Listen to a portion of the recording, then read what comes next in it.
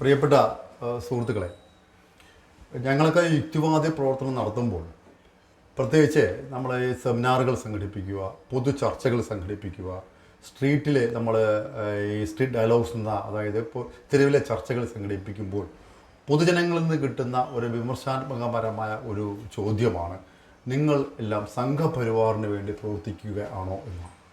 അപ്പോൾ നമ്മളത് തിരക്കുമ്പോൾ അല്ലെങ്കിൽ പരിശോധിച്ച് നോക്കുമ്പോൾ കേരളത്തിലെ വളരെ പ്രൊഫഷണലായിട്ട് ചെയ്യുന്ന നാസ്തിക പ്രചരണ സംഘടന എസൻസ്, പ്രത്യേകിച്ച് രവീന്ദ്രൻ സിയുടെ ഈ പ്രവർത്തനങ്ങൾ ഈ നിലവിൽ സംഘപരിവാറിൻ്റെ രാഷ്ട്രീയ രൂപമായ ഏതെങ്കിലും ഇപ്പോൾ ഭരിക്കപ്പെടുന്ന BJP-യുടെ പല നയങ്ങളോടും യോജിക്കുകയും അവരുടെ പ്രവർത്തന രീതി അതുമായി ചേർന്ന് നിൽക്കുന്നത് കൊണ്ടാണ് ഈ പൊതുജനങ്ങളുടെ അഭിപ്രായം മനസ്സിലാക്കാൻ കഴിയും. അപ്പം നമ്മൾ മനസ്സിലാക്കേണ്ടത് ഈ യുക്തിവാദ പ്രവർത്തനത്തെക്കുറിച്ച് മനസ്സിലാക്കുമ്പോൾ നാസ്തികത മാത്ര പ്രവർത്തനം ആണ് യുക്തിവാദം എന്ന് സമൂഹത്തിൽ തെറ്റിദ്ധരിപ്പി ഇപ്പോൾ സമൂഹത്തിൽ ഒരു ബോധമുണ്ട് എന്നാണ്.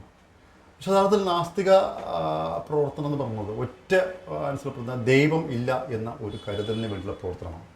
അതായത് ഈ പ്രപഞ്ചത്തെ ഈ സൃഷ്ടിച്ച് നിയന്ത്രിക്കപ്പെടുന്ന അല്ലെങ്കിൽ സംരക്ഷിക്കപ്പെടുന്ന ഒരു ശക്തി ഇല്ല എന്നുള്ള ഒരു പ്രചരണമാണ് അതിലൂടെ ഇല്ല എന്നുള്ള ഒരു യഥാർത്ഥത്തിൽ അതാണ് നാസ്തിക പ്രവർത്തനം. അത് മതങ്ങൾ മുന്നോട്ട് വയ്ക്കുന്ന ദൈവസങ്കല്പങ്ങളൊക്കെ വെറും അന്ധവിശ്വാസങ്ങളാണെന്നുള്ള ഒരു പ്രവർത്തനമാണ്.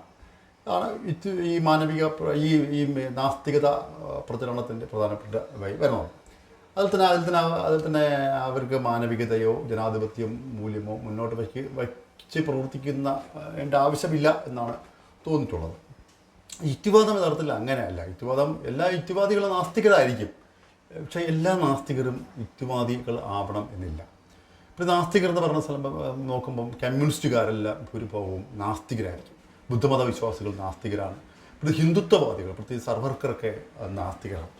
അതുകൊണ്ട് രവീന്ദ്രൻ സിയുടെ പ്രവർത്തനത്തെ സർവൈക്കറിസ്റ്റ് നാസ്തികത എന്നൊക്കെ ഉള്ള വിമർശനങ്ങൾ പലരും വച്ചിട്ടുണ്ട്. അപ്പം നമുക്ക് ഇപ്പം നോക്കുമ്പം ഈ പൊതുസമൂഹത്തിന് ഇതിനെ തിരിച്ചറിയുന്ന രീതിയിലേക്ക് മനസ്സിലാക്കിയിട്ടുള്ളതിൻ്റെ യാഥാർത്ഥ്യമാണ്. യുക്തിവാദം എന്ന് പറയുന്നത്, യുക്തിവാദം മുന്നോട്ട് വയ്ക്കുന്നത് യുക്തിപരമായ ചിന്ത, അതായത് അത് സയൻസിൻ്റെ രീതിയാണ്. തെളിവുകളുടെ അടിസ്ഥാനത്തിലെടുക്കുന്ന സയൻസിൻ്റെ രീതിയാണ് യുക്തിവാദം മുന്നോട്ട് വയ്ക്കുന്നത്.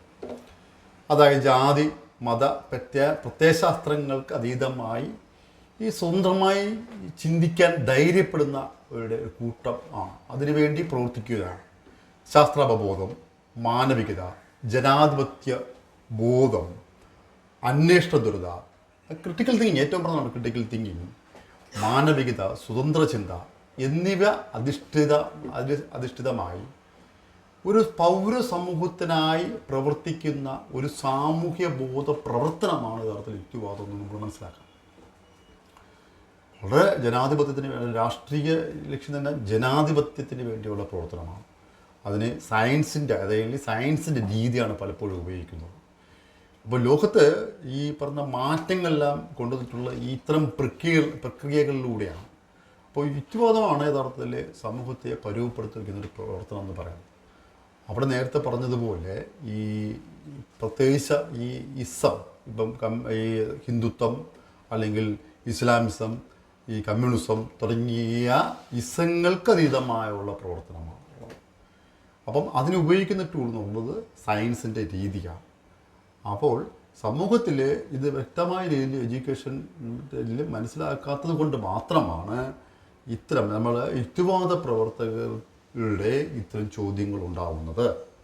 യഥാർത്ഥത്തിൽ നാസ്തിക മാത്ര പ്രചരണം നടത്തുന്ന എസൻസ് പോലുള്ള സംഘടന അവർ തന്നെ പറഞ്ഞിട്ടുണ്ട് അവർ യുക്തിവാദികൾ അല്ല എന്ന്.